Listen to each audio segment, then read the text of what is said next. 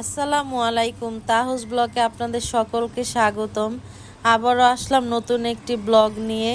তো আজকে দেখাবো আমার মায়ের হাতের রান্না করা একটি রেসিপি, যেটা হচ্ছে গরুর মাংস। আমার মা গরুর মাংস রান্না করলে খেতে খুব ভালো লাগে। তো আপনাদের অনেকেরই কমপ্লেন থাকে যে গরুর মাংস কেন শক্ত থাকে রান্না করার পরও। তো আজকে সাথেই থাকুন, দেখুন রেসিপিটি। তো এখানে মাংসটা খুব ভালোভাবে ধুয়ে নিয়েছে। এখন সকল প্রকার গরম মশলা দিয়ে দিচ্ছে, পেঁয়াজ দিয়ে দিল। পেঁয়াজগুলো যেহেতু কেটে ডিপে রাখা হয়, এই জন্য পেঁয়াজগুলো একদম আইস হয়ে গিয়েছে। তো আজকে এই গরুর মাংসটা ভালোভাবে মাখিয়ে বসানো হবে।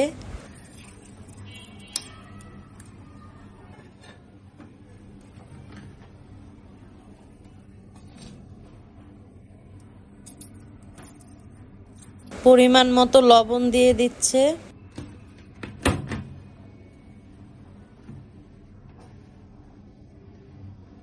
এখন যা যা মশলা লাগবে সব দিয়ে দেওয়া হবে।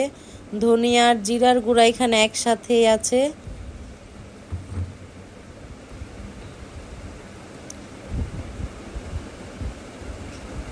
মরিচের গুঁড়া দিয়ে দিচ্ছে। তো ঝালটা আপনারা যে যতটুকু খান পরিমাণ মতো দিয়ে নেবেন।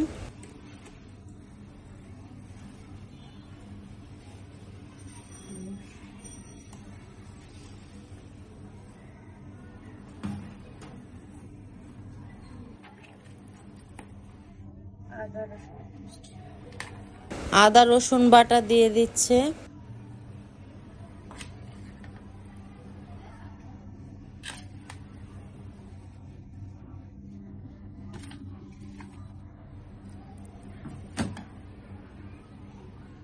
সব কিছু দেওয়ার পর খুব ভালোভাবে মাংসটাকে মাখাবে মশলাগুলো দিয়ে।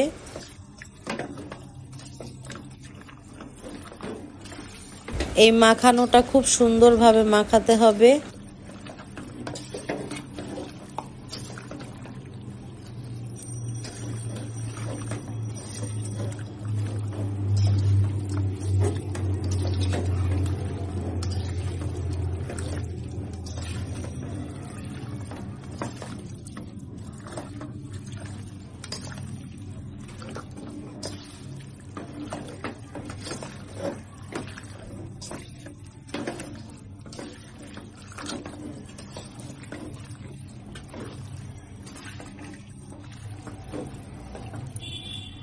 তো মাখানোর পরে এটাই হচ্ছে ফাইনাল লুক।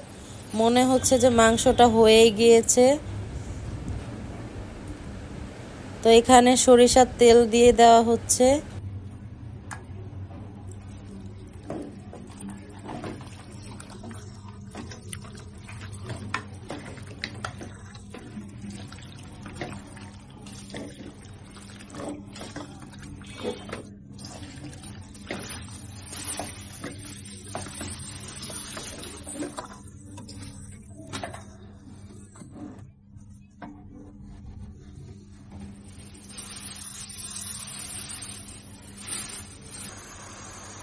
তো এখন চুলায় দিয়ে দেওয়া হলো। প্রথম অবস্থায় আপনারা খুব হাই ফ্লেমে রান্নাটা করবেন। এই মাংসটা খুব ভালোভাবে কষাতে হবে। যত ভালোভাবে কষাবেন তত মাংসটার ভিতরে মশলা ঢুকবে এবং মশলার কোনো গন্ধ থাকবে না। রান্নার পরে মাংসটাও খুব তুলতুলে নরম হবে।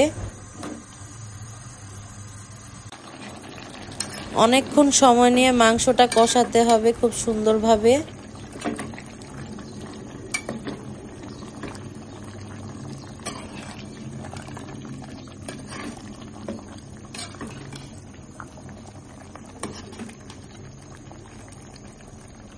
এখনো অনেকটা পানি আছে, মাংস থেকে অনেক পানি উঠতেছে। এই পানিটার মধ্যে মাংসটা খুব ভালোভাবে কষাতে হবে। এই যে এখন অনেকগুলো আস্ত কাঁচামরিচ দিয়ে দেওয়া হলো। আস্ত কাঁচামরিচটা দেওয়ার কারণে খুব সুন্দর একটা স্মেল আসতেছে।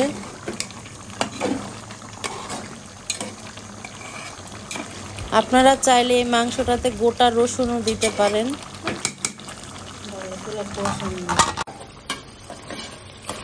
এই যে কষাতে কষাতে মাংসের কালার পুরো চেঞ্জ হয়ে গিয়েছে।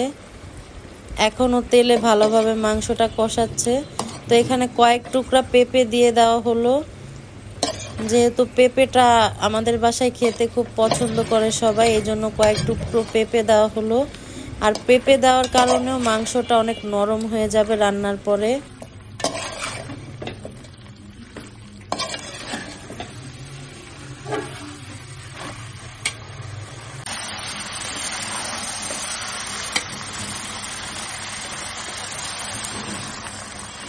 এখন পানি দিয়ে দেওয়া হচ্ছে।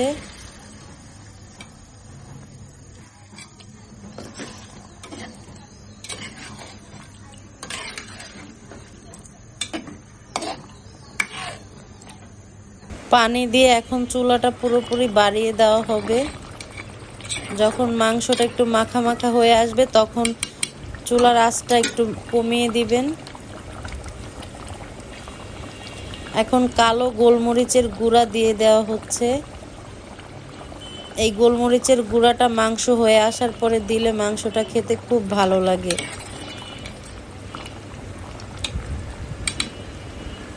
এই গোলমরিচের কারণে মাংসটা একদম বিয়েবাড়ির মাংসের মতো লাগে খেতে। তো ফাইনালি মাংস রান্না শেষ, এখন পরিবেশন করে নিলাম, এবার খাওয়ার পালা। তো ভিডিওটি যদি ভালো লাগে সবাই সাবস্ক্রাইব করে দিবেন, লাইক কমেন্ট শেয়ার করবেন। আসসালামু আলাইকুম।